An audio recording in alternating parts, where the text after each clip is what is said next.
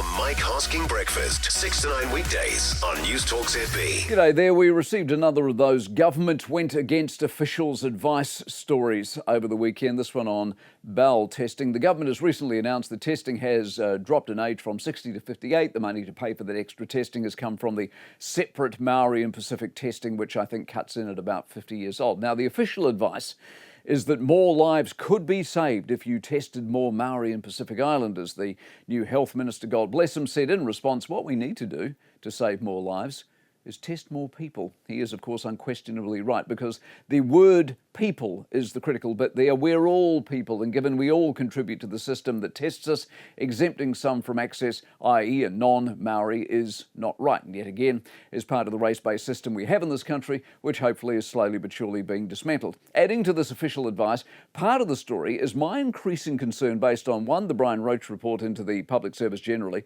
and two, the Deloitte report into Health New Zealand. It's possible the so-called official advice is either pointless and or politically motivated. Obviously, if you start with a system that anyone, anytime can get a test and work backwards because that's not effective or affordable, at some point you come to a happy-ish sort of affordable medium, don't you? Age will be a factor. No point in bowel testing a 29-year-old. So what is that magic number? Well, they decided 60 until they decided 58. Breast screening and mammograms, of course, have gone through the same debate for years. But at no point should race be a factor, and yet it has been. Having just completed my first state participant bowel screen, I would be deeply offended if I was bumped, delayed or stopped simply because I'm not Maori or Pacific Island. I am a taxpayer and a New Zealander. My right is no more or less important or relevant than anyone else's, and yet there are those that would argue otherwise.